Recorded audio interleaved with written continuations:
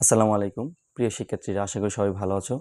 তোমরা যারা নবম দশম এসএসসি এবং দাখিল পরীক্ষার্থী আছো, তোমাদের জন্য খুবই গুরুত্বপূর্ণ একটি টপিক হচ্ছে সেট ও ফাংশনের এমসিকিউ।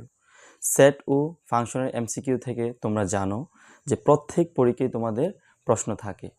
তাহলে আমরা আজকে সেট ও ফাংশনের এমসিকিউ নিয়ে আলোচনা করব। তোমরা ক্লাসটি অত্যন্ত গুরুত্ব সহকারে করবে, কারণ তোমরা যদি এই ক্লাসটি গুরুত্ব সহকারে শেষ করতে পারো তাহলে তোমরা তোমাদের যতগুলো পরীক্ষায় অংশগ্রহণ করবে প্রত্যেকটি পরীক্ষাতে তোমরা এখান থেকে প্রশ্ন পাবে। তাহলে আমরা এখন দেরি করব না, চলো আমরা আমাদের ক্লাসে চলে যাই। দেখো, এখানে প্রথমে একটি প্রশ্ন দেয়া আছে, এ সেটের উপাদান হচ্ছে এ বি সি ডি। এ সেটের 4টি উপাদান দেয়া আছে। আমাদের এখানে এ সেটের প্রকৃত উপসেট কয়টি বের করতে হবে। এ সেটের প্রকৃত উপসেট। প্রিয় শিক্ষার্থীরা, তোমরা প্রথমে আগে প্রশ্নটি খুব ভালোভাবে লক্ষ্য করবে, কারণ তোমরা যদি প্রশ্নটি ভালোভাবে বুঝতে না পারো তাহলে তোমরা সঠিক উত্তরটি দিতে পারবে না। এই জন্যে তোমাদের প্রথমেই প্রশ্নটি খুব ভালোভাবে বুঝতে হবে। এখানে প্রশ্ন হচ্ছে এ সেটের প্রকৃত উপসেট কয়টি। তোমাদেরকে কি এখানে প্রশ্ন করেছে যে উপসেট কয়টি? না, এখানেও উপসেট কয়টি সেটা জানতে চাওয়া হয়নি। তোমাদের কাছ থেকে জানতে চাওয়া হয়েছে যে তোমাদের এখানে প্রকৃত উপসেট কয়টি। তাহলে তোমরা জানো যে কোনো সেটের উপাদান সংখ্যা বের করার যে সূত্র সেটি হচ্ছে 2 টু দি পাওয়ার n। এটা হচ্ছে উপসেট বের করার সূত্র হচ্ছে 2 টু দি পাওয়ার n। কিন্তু যদি প্রশ্নে বলা থাকে প্রকৃত উপসেট কয়টি, তাহলে তোমাদের 2 টু দি পাওয়ার n থেকে 1 মাইনাস করতে হবে। তাহলে দেখো, আমরা যদি এটি সমাধান করি, এই প্রশ্নে n হচ্ছে উপাদান সংখ্যা, এখানে 2 এর পাওয়ার n হচ্ছে উপাদান সংখ্যা, মানে তোমাদের এখানে উপাদান সংখ্যা কয়টি আছে। তাহলে তোমরা খুব ভালো করে খেয়াল করো, এখানে উপাদান সংখ্যা হচ্ছে আমার এ বি সি ডি, অর্থাৎ আমার এখানে উপাদান সংখ্যা হচ্ছে 4। তার মানে আমার এখানে যে 2 এর পাওয়ার হচ্ছে n, এখানে n এর মান হবে 4। তাহলে আমরা যদি 2 এর পাওয়ার n এর জায়গায় যদি আমরা 4 বসাই, তারপর হচ্ছে -1, তাহলে 2 এর পাওয়ার 4 মানে কি? আমাদের এখানে 2কে 4 বার গুণ করতে হবে। তাহলে 2কে যদি আমরা 4 বার গুণ করি তাহলে আমাদের হয় 16। আর 16 থেকে যদি আমরা 1 বিয়োগ করি তাহলে আমাদের মান হয় 15। তার মানে আমাদের এখানে প্রকৃত উপসেট হচ্ছে 15টি। আমাদের প্রকৃত উপসেট হচ্ছে 15টি। কিন্তু যদি তোমাকে প্রশ্ন করা হতো যে এখানে তোমার উপসেট কয়টি, তাহলে তোমার আনসার হতো 16। আনসার হতো 16। সবসময় মনে রাখবা, তোমার উপসেট যতটি হবে প্রকৃত উপসেট তার থেকে একটি কম হবে। তাহলে আমাদের যদি উপসেট হয় 16টি, প্রকৃত উপসেট হবে 15টি। দেখো, এই প্রশ্নটা তোমার যদি এখানে 4টা উপাদান দেওয়া আছে, যদি 4টার জায়গায় যদি তোমার এখানে ডি বাদ দিয়ে যদি তোমার 3টা উপাদান যদি দেয়া থাকতো, তাহলে তোমার হতো 2 কিউব, অর্থাৎ 8 উপসেট হয়তো তোমার 8টি। আর যদি বলতো প্রকৃত উপসেট কয়টি, তাহলে আমরা 8 থেকে 1 বিয়োগ করে দিতাম, তাহলে উপসেট হইতো 60টি। তারপর দেখো, আরেকটি প্রশ্ন দেয়া আছে, B set x belongs to n যেন। খুব ভালোভাবে খেয়াল করো, x বিলংস টু n যেন, তার মানে তোমার x এর মান হচ্ছে স্বাভাবিক সংখ্যায়, n মানে হচ্ছে স্বাভাবিক সংখ্যা। তোমার x এর মান হচ্ছে স্বাভাবিক সংখ্যায় আছে। এবং দেখো, এখানে তোমাকে বলে দেওয়া হয়েছে x হচ্ছে মৌলিক সংখ্যা। আমরা জানি স্বাভাবিক সংখ্যায় আমাদের অনেকগুলো সংখ্যা আছে, 1 থেকে শুরু করে আমাদের অসীম সংখ্যক সংখ্যা আছে আমাদের স্বাভাবিক সংখ্যায়, কিন্তু এতগুলো সংখ্যা আমাদের এই সেটে আমরা নিতে পারবো না। এখানে আমাদের মৌলিক সংখ্যাগুলো নিতে হবে। কিন্তু তোমরা জানো স্বাভাবিক সংখ্যায় আমাদের অসংখ্য মৌলিক সংখ্যা আছে, তাহলে কি আমরা সবগুলো মৌলিক সংখ্যা নেব? না। দেখো, এখানে আমাদের একটা শর্ত দেয়া আছে। তাহলে আমাদের বি সেটে প্রথম আমরা স্বাভাবিক সংখ্যা নিব, আর স্বাভাবিক সংখ্যার মধ্যে আমরা মৌলিক সংখ্যা নিব, এবং মৌলিক সংখ্যার মধ্যে কোনগুলো নিব?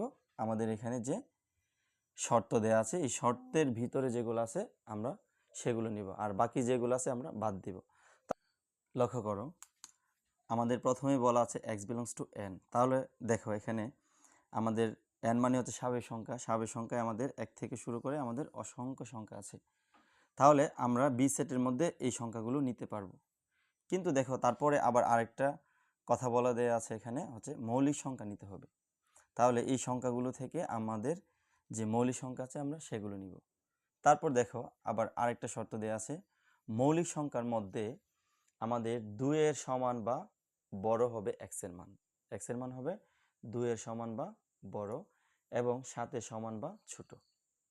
তাহলে আমাদের মৌলিক সংখ্যাগুলোর মধ্যে 2 এর সমান বা বড় এবং 7 এর সমান বা ছোট, এই চিহ্নটা হচ্ছে 2 এর সমান বা বড়।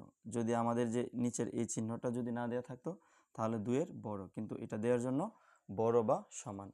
ঠিক একইভাবে আমাদের এখানে যদি এই চিহ্নটা না দেওয়া থাকতো তাহলে 7 এর ছোট হতো x এর মান, কিন্তু এই চিহ্নটা দেওয়ার কারণে x এর মান হবে 7 এর সমান বা ছোট। তাহলে দেখো আমাদের এখানে মৌলিক সংখ্যা হচ্ছে 2, 3, 5, 7। আমরা যদি এদিকে যদি যাই তাহলে আমাদের আরও মৌলিক সংখ্যা আছে, কিন্তু দেখো আমাদের শর্ত হচ্ছে 2 এর সমান, তাহলে 2 এর সমান 7 এর সমান। তাহলে এর ভিতরে আমাদের 2, 3, 5, 7 এই 4টি হচ্ছে আমাদের মৌলিক সংখ্যা। তাহলে আমরা যদি বি সেটকে তালিকা পদ্ধতিতে প্রকাশ করি আমাদের আনসার হবে 2, 3, 5, 7। পরবর্তী প্রশ্নটি লক্ষ্য করো, যদি ফাংশন অফ x সমান x³ minus ax square minus 6x minus 9 হয়, তবে a এর কোন মানের জন্য ফাংশন অফ -3 0 হবে। এখানে প্রশ্ন হচ্ছে আমাদের এর মান কত হলে ফাংশন অফ -3 0 হবে। তাহলে দেখো আমাদের দেয়া আছে ফাংশন অফ x সমান, এখানে যেটা দেয়া আছে আমরা এখানে সেটা লিখেছি। তারপর দেখো এখানে প্রশ্নে বলা আছে ফাংশন অফ -3 0। তাহলে আমাদের যে ফাংশন অফ x এর যে মানটা দেয়া আছে এখানে আমরা ফাংশন অফ -3 মান বের করব, ফাংশন অফ -3 মান বের করব।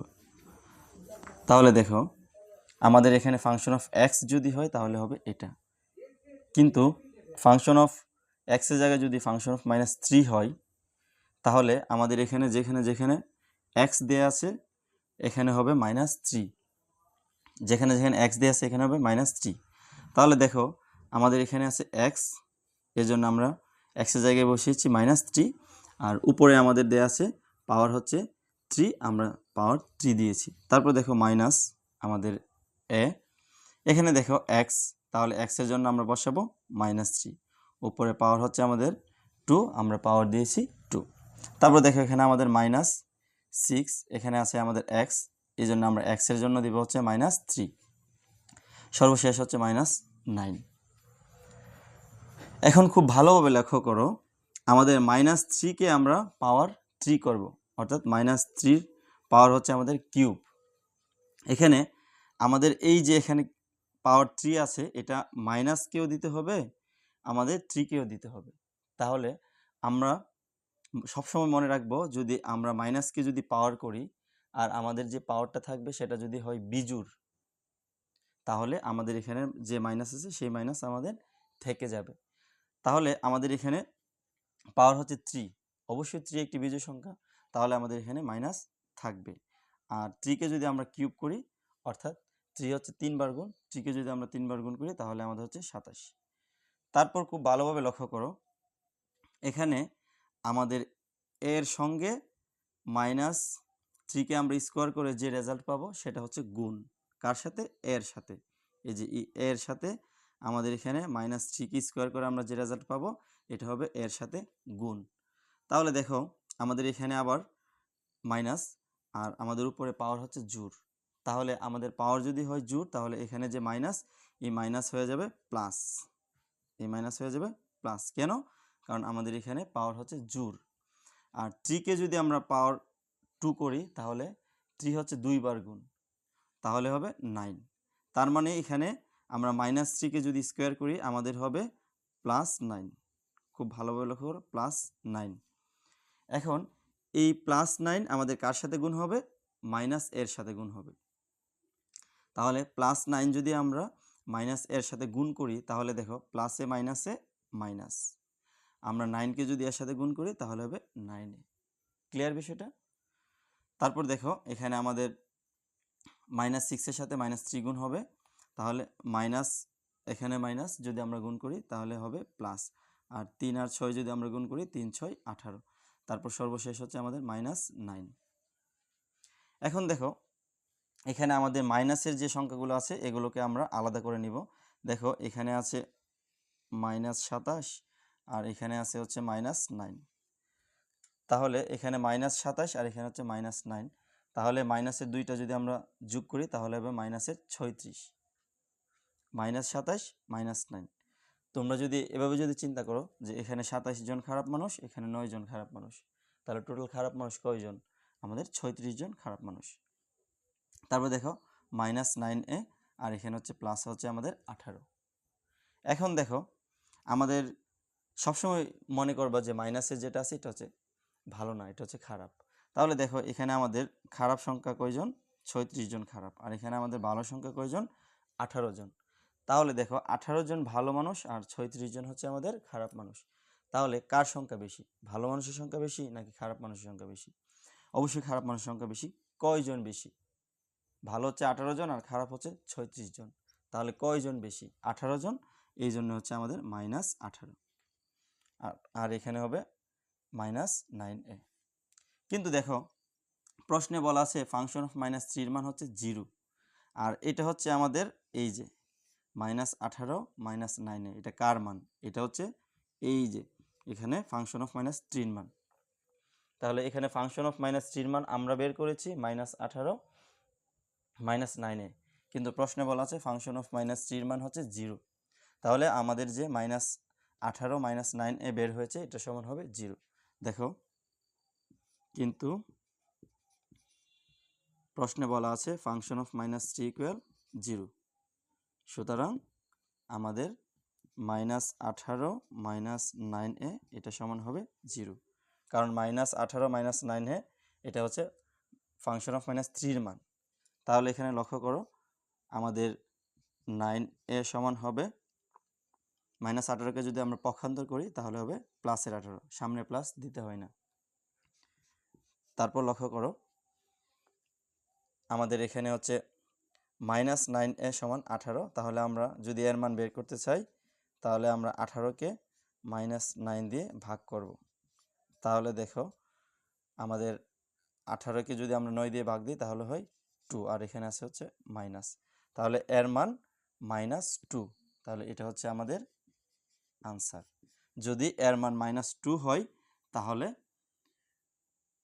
ফাংশন অফ -3 ইকুয়াল 0 হবে। তাহলে আমাদের আনসার হচ্ছে এর মান -2। পরবর্তী প্রশ্নটি লক্ষ্য করো, এখানে m এর মান হচ্ছে 2 3 4, n এর মান হচ্ছে 2 4 7। m এবং n এর মান দেয়া আছে, তোমাকে বের করতে হবে m বাদ n সমান কত। এখানে আমরা m বাদ n সমান কত যদি বের করতে চাই তাহলে দেখো আমাদের m এর মান হচ্ছে 2 3 4 বাদ n এর মান হচ্ছে 2 4 7। খুব ভালো করে লক্ষ্য করো, আমাদের যদি আমরা বাদ দিই তাহলে কখনোই দ্বিতীয় সেটের উপাদান আনসারে আসবে না, কখনোই দ্বিতীয় সেটের উপাদান আনসারে আসবে না। আমাদের আনসার হবে প্রথম সেট থেকে, প্রথম সেট থেকে আমাদের আনসার হবে। তবে প্রথম সেটের কোনো উপাদান যদি দ্বিতীয় সেটের সাথে মিলে যায় তাহলে প্রথম সেট থেকে বাদ যাবে, কিন্তু দ্বিতীয় সেটের কোনো আনসার প্রথম সেটে আসবে না। দেখো এখানে আমাদের প্রথম সেটের 2 দ্বিতীয় সেটের সাথে মিলে গেছে, তারপর খেয়াল করো প্রথম সেটের 4 দ্বিতীয় সেটের সাথে মিলে গেছে, তাহলে প্রথম সেটের মধ্যে আমাদের শুধু বাকি আছে হচ্ছে 3, আমাদের 3 হবে আনসার।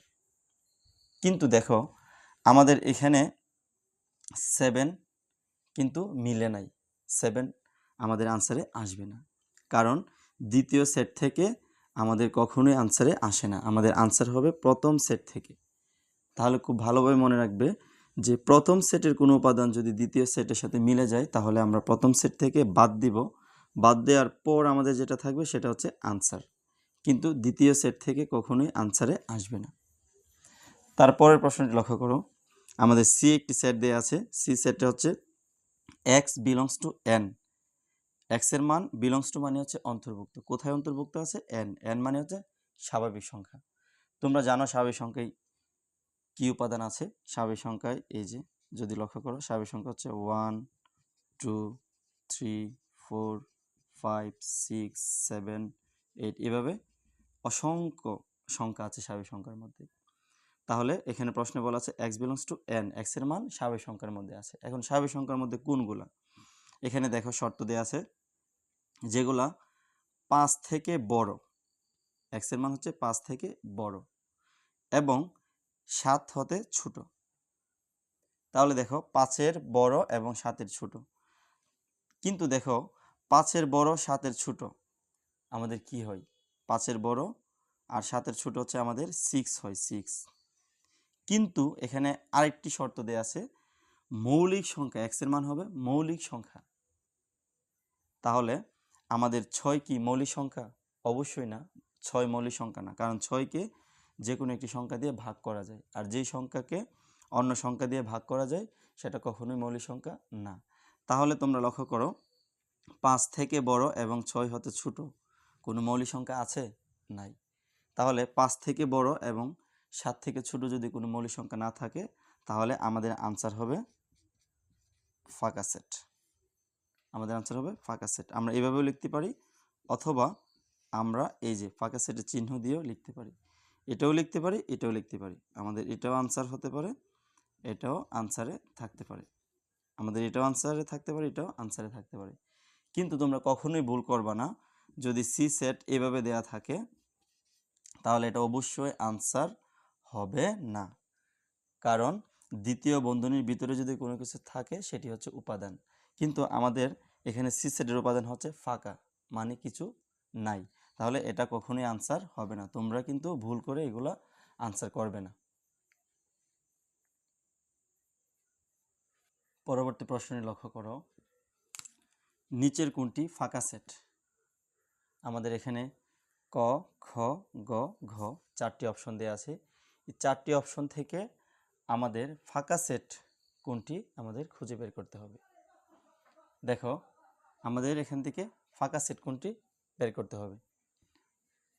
প্রথমে লক্ষ্য করো, এক্স বিলংস টু এন যেন, এক্স বিলংস টু এন যেন মানে হচ্ছে এক্স এর মান হচ্ছে স্বাভাবিক সংখ্যা, এবং লক্ষ্য করো এক্স হচ্ছে মৌলিক সংখ্যা, স্বাভাবিক সংখ্যার মধ্যে মৌলিক সংখ্যাগুলো, এবং মৌলিক সংখ্যাগুলোর মধ্যে দেখো এক্স এর মান হবে 23 থেকে বড় 29 হতে ছোট। দেখো 23 থেকে বড় 29 হতে ছোট আমাদের কোনো মৌলিক সংখ্যা আছে কিনা। আমাদের দেখো 23-এর পরের সংখ্যাটি হচ্ছে 24, 24 মৌলিক সংখ্যা না। তারপরের সংখ্যাটি হচ্ছে আমাদের 25, 25 মৌলিক সংখ্যা না। তারপরের সংখ্যাটি হচ্ছে 26, 26 আমাদের মৌলিক সংখ্যা না। তারপরের সংখ্যাটি হচ্ছে 27, 27 আমাদের মৌলিক সংখ্যা না। তারপরে হচ্ছে 28, 28 আমাদের মৌলিক সংখ্যা না। তাহলে 23 হতে বড় এবং 29 হতে ছোট আমাদের কোনো মৌলিক সংখ্যা নেই। যেহেতু কোনো সংখ্যা নেই, তার মানে এটি হচ্ছে ফাঁকা সেট। পরবর্তী প্রশ্নটি লক্ষ্য করো, ফাংশন অফ এক্স সমান হচ্ছে এক্স এর পাওয়ার 4 মাইনাস 7 ইন্টু এক্স এর পাওয়ার 3 মাইনাস হচ্ছে 5। এটা হচ্ছে ফাংশন অফ এক্স এর মান। আমাদের বের করতে হবে ফাংশন অফ -1 সমান কত, ফাংশন অফ -1 সমান কত। তাহলে দেখো, আমাদের ফাংশন অফ এক্স যদি হয় এটা, আমরা যদি ফাংশন অফ এক্স এর জায়গায় এখানে যে এক্স আছে, আমরা যদি এক্স এর জায়গায় যদি -1 বসাই, তাহলে এখানে যেখানে যেখানে এক্স আছে সেখানে -1 হয়ে যাবে। তাহলে দেখো, এখানে আমাদের ছিল এক্স এর পাওয়ার 4, কিন্তু আমাদের এক্স এর মান এখন আমরা ধরে নিয়েছি -1, তাহলে এক্স এর জন্য আমরা বসাবো হচ্ছে -1, উপরে পাওয়ার 4। তারপর দেখো -7, এখানে আমাদের এক্স এর জন্য আমরা বসাবো হচ্ছে -1, উপরে পাওয়ার 3, আমরা দিলাম পাওয়ার 3, তারপর হচ্ছে -5। পূর্বের ক্লাসে তোমাদের মনে আছে যে আমাদের যদি পাওয়ার যদি হয় জোড়, তাহলে আমাদের এখানে যদি মাইনাস থাকে এই মাইনাস হয়ে যাবে প্লাস। তাহলে আমাদের পাওয়ার হচ্ছে এখানে 4, এই মাইনাস হয়ে যাবে প্লাস। আর 1কে যদি আমরা পাওয়ার 4 করি তাহলে মান হয় 1। তাহলে -1কে যদি আমরা পাওয়ার 4 করি তাহলে তার মান হবে হচ্ছে 1। তোমরা যদি বিষয়টি ক্লিয়ার না হয়ে থাকো তাহলে এটা আবার ভিডিওটি আবার তোমরা সামনে থেকে আবার দেখতে পারো। তারপর দেখো, আমাদের এখানে হচ্ছে -7 এর সাথে হচ্ছে -1 এর পাওয়ার 3 গুণ -1কে আমরা পাওয়ার 3 করে আমরা যে মানটা এখানে বের করব ওই মানের সাথে আমাদের এখানে -7 হচ্ছে গুণ। তাহলে দেখো এখানে আছে আমাদের মাইনাস, কিন্তু পাওয়ার হচ্ছে আমাদের এখানে কি বিজোড়, তাহলে আমাদের এখানে মাইনাস থাকবে। আর আমরা 1কে যদি পাওয়ার 3 করি তাহলে 1ই হবে। তার মানে -1কে যদি আমরা পাওয়ার 3 করি তাহলে আমাদের দাঁড়ায় -1। এই -1 এর সাথে যদি আমরা -7 গুণ করি তাহলে -7 এসে প্লাস, আর 7কে যদি আমরা একের সাথে গুণ দিই তাহলে 7 একে 7। তারপর দেখো আমাদের এখানে আছে -5। এখন দেখো আমাদের এখানে 1 হচ্ছে প্লাসের আর 7 হচ্ছে প্লাসের, তাহলে 7 আর 1কে যদি আমরা যোগ করি তাহলে হবে 8, আর এখানে আমাদের -5। তাহলে আমরা 8 থেকে যদি 5 বাদ দিয়ে দিই আমাদের থাকবে হচ্ছে 3, তাহলে 3 হচ্ছে আমাদের আনসার। তারপরের প্রশ্নটি দেখো, এ সেটের উপাদান হচ্ছে 2 4 6 তিনটি উপাদান, বি সেটের হচ্ছে 1 3 5 তিনটি উপাদান। আমাদের প্রশ্ন হলো এ ক্রস বি এর উপাদান সংখ্যা কয়টি? আমরা যদি এর মান এবং বির মানকে যদি আমরা ক্রস করি তাহলে তার উপাদান সংখ্যা কয়টি বের হবে? খুব ভালোভাবে খেয়াল করো, আমাদের এর মান হচ্ছে উপাদান হচ্ছে 3টি, বির উপাদান হচ্ছে 3টি। তাহলে আমরা যদি এটাকে যদি এখানে যদি ক্রস করি, এর মান আর বির মানকে যদি আমরা ক্রস করি তাহলে তোমরা জানো ক্রস করলে আমাদের এখানে যে উপাদানটি থাকবে এটা দিয়ে আমরা এখানে 3টাকে আমরা গুণ করব। তাহলে প্রথমটা দিয়ে যদি আমরা 3টাকে গুণ করি তাহলে হবে 3টি, তারপরে যদি 4 দিয়ে আমরা 3টিকে গুণ করি তার মান হবে 3টি, তারপরে যদি আমরা 6 দিয়ে যদি আমরা 3টিকে গুণ করি উপাদান সংখ্যা হবে 3টি। তার মানে এখানে 3টা উপাদান দিয়ে যদি আমরা এখানে 3টা উপাদানকে গুণ করি তাহলে আমাদের টোটাল উপাদান সংখ্যা হবে 9টি। তাহলে আমাদের এখানে উপাদান সংখ্যা 9টি বের হবে, 9 হচ্ছে আমাদের আনসার। পরবর্তী প্রশ্ন লক্ষ্য করো, ফাংশন অফ x সমান হচ্ছে 2 × x + 1 বাই 2 × x - 1। আমাদের এখানে ফাংশন অফ -1/2 এর মান বের করতে হবে। দেখো আমাদের যদি ফাংশন অফ x সমান যদি এটা হয় তাহলে আমরা যদি x এর জায়গায় যদি -1/2 এর মান বের করতে চাই তাহলে এখানে যেখানে x দেয়া আছে এখানে হবে ফাংশন অফ -1/2 এর মান। তাহলে দেখো এখানে x আছে এখানে হবে -1/2, এখানে x আছে এখানে হবে -1/2। তারপর দেখো আমাদের এই 2 -1/2 এর সাথে গুণাকারে আছে, আবার নিচে লক্ষ্য করো এই 2 -1/2 এর সাথে গুণাকারে আছে। তাহলে দেখো উপরে যদি আমরা এই 2কে যদি আমরা 1 এর সাথে গুণ করি তাহলে 2 একে 2, আর নিচে আছে হচ্ছে /2। আবার আমরা এই 2কে যদি আমরা 1 এর সাথে গুণ করি তাহলে 2 একে 2, আর নিচে হচ্ছে 2। তারপরে খেয়াল করো 2কে যদি আমরা 2 দিয়ে ভাগ করি তাহলে আমাদের থাকে হচ্ছে 1, আর সাথে আছে হচ্ছে মাইনাস। নিচে লক্ষ্য করো 2কে যদি আমরা 2 দিয়ে ভাগ দিই তাহলে হচ্ছে 1, আর আমাদের এখানে সাথে আছে হচ্ছে মাইনাস। দেখো এখানে প্লাসের 1 আর মাইনাসের হচ্ছে 1, তাহলে প্লাসের 1 থেকে যদি আমরা মাইনাসের 1 বাদ দিয়ে দিই তাহলে আমাদের থাকবে হচ্ছে 0। আর নিচে লক্ষ্য করো আমাদের এখানে হচ্ছে -1, তাহলে আমাদের কি হবে -2। একটি বিষয় তোমরা খুব ভালোভাবে খেয়াল করবে, 0কে যদি কোনো কিছু দিয়ে ভাগ করা হয়, যে কোনো কিছু দিয়ে ভাগ করা হয় তার আনসার হবে 0, তাহলে এখানে আমাদের আনসার হচ্ছে 0। পরবর্তী প্রশ্নটি লক্ষ্য করো, x + y - 1 সমান হচ্ছে 3x - y হলে x y এর মান নির্ণয় করে। এটি হচ্ছে একটি ক্রমজোড়। দেখো ক্রমজোড়ের শর্ত মতে তোমাদের ক্রমজোড়ের শর্ত হচ্ছে প্রথম অংশের সাথে এদিকের হবে প্রথম অংশ, এবং এই পাশে ক্ষমার পরে যে দ্বিতীয় অংশ আছে এটা হবে ক্ষমার পরে দ্বিতীয় অংশের সাথে, অর্থাৎ এটি। তাহলে খুব ভালো করো, ক্রমজোড়ের প্রথম শর্তটি হবে x + y, এই প্রথম অংশের সাথে হবে 3, তাহলে x + y সমান হচ্ছে 3। এটা হবে আমাদের 1 নং সমীকরণ, অর্থাৎ একটি সমীকরণ। তারপর আবার এখানে লক্ষ্য করো, আমাদের এখানে দ্বিতীয় অংশটি হচ্ছে -1, তাহলে -1 এর সমান হবে এখানে দ্বিতীয় অংশ x - y, তাহলে -1 সমান হবে হচ্ছে x - y। আমরা যদি সম্পূর্ণটা যদি ঘুরিয়ে দিই, কারণ আমাদের তো এখানে x y এর মান বের করতে হবে, আমরা এই পাশে যদি -1 রাখি তাহলে আমাদের হবে না। তাহলে দেখো আমরা সম্পূর্ণটা যদি ঘুরিয়ে দিই তাহলে মানের কোনো পরিবর্তন হবে না। সম্পূর্ণ অংশটা যদি ঘুরিয়ে দেই তাহলে আমাদের মানের পরিবর্তন হবে না। তাহলে দেখো এক্স মাইনাস ওয়াই সমান -1, এই পাশে চলে গেছে হচ্ছে -1। এটা হচ্ছে আমাদের 2 নং সমীকরণ। এখন আমরা 1 নং সমীকরণ ওই 2 নং সমীকরণকে আমরা যোগ করব। লক্ষ্য করো 1 যোগ 2 নং সমীকরণ। তাহলে আমাদের এখানে যে 1 নং সমীকরণ ছিল আমরা এখানে বসিয়ে দিয়েছি এবং এখানে যে আমাদের 2 নং সমীকরণ ছিল এটা আমরা নিচে বসিয়ে দিয়েছি। তাহলে দেখো এখানে আমরা প্রথমে x যোগ করব। তাহলে দেখো এখানে x দুইটাই হচ্ছে আমাদের প্লাসের। তাহলে প্লাসের x তাহলে হবে প্লাসের 2x। তোমরা জানো যে আমরা প্রথমে প্লাস দেই না। তারপর দেখো আমাদের এখানে হচ্ছে -y, এখানে হচ্ছে এখানে হচ্ছে +y, এখানে হচ্ছে -y। তাহলে +y থেকে আমাদের যদি -y চলে যায় তাহলে আর আমাদের y থাকে না। তারপর সমানের ওই দিকে আসো, এখানে দেখো প্লাসের হচ্ছে 3 আর মাইনাসের হচ্ছে 1।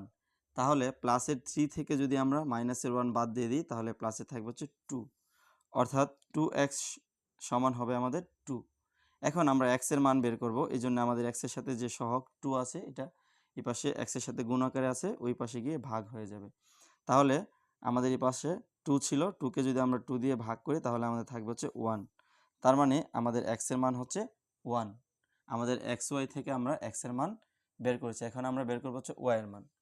এই x এর মানটা তোমাদের এখানে যে দুইটা সমীকরণ আছে এই দুইটা সমীকরণের একটা সমীকরণ যদি তোমরা বসিয়ে দাও তাহলে তোমরা এখানে y এর মান পাবে। তাহলে দেখো x এর মান আমরা 1 নং সমীকরণে বসিয়ে পাই। 1 নং সমীকরণটা আমার কি x প্লাস y সমান হচ্ছে 3। তাহলে দেখো x প্লাস y সমান হচ্ছে 3। এখানে আমরা যদি x এর মান যদি বসিয়ে দেই আমাদের x এর মান কত বের হয়েছিল? x এর মান বের হয়েছিল হচ্ছে 1।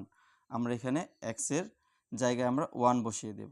দেখো x এর জন্য আমরা 1 বসিয়ে দিয়েছি, তারপর প্লাস y। এখন দেখো আমরা y এর মান বের করব। তাহলে আমাদের এখানে যে 1 আছে এটা আমরা এই পাশে রাখবো না, এটা আমরা পক্ষান্তর করে দেব। তাহলে আমাদের y এর সাথে x এর মান কি যোগ আকারে আছে।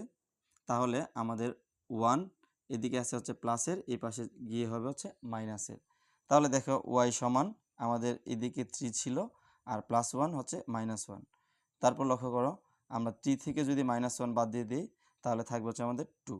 এখানে দেখো আমাদের x এর মান বের হয়েছিল 1 আর এখানে আমাদের y এর মান বের হয়েছে হচ্ছে 2। তাহলে সুতরাং আমরা বলতে পারি x y এর আমাদের মান হচ্ছে x এর মান 1 আর y এর মান হচ্ছে 2।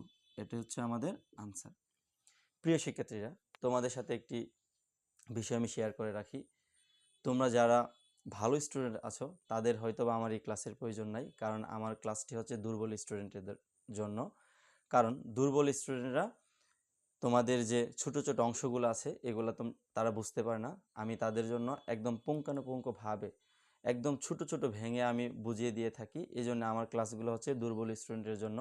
তোমরা যারা ভালো স্টুডেন্ট আছো তোমরা আমার ভিডিওগুলো স্কিপ করতে পারো, কারণ আমার ভিডিওগুলো হচ্ছে দুর্বল স্টুডেন্টের জন্য। আর প্রত্যেকটা এমসিকিউ আমি ব্যাখ্যা সহ দিচ্ছি, কারণ হচ্ছে ব্যাখ্যা সহ যদি তুমি এমসিকিউগুলো করতে পারো তাহলে তোমার অনেক সমস্যার সমাধান হবে এবং তোমার এমসিকিউগুলো পরবর্তীতে মনে থাকবে।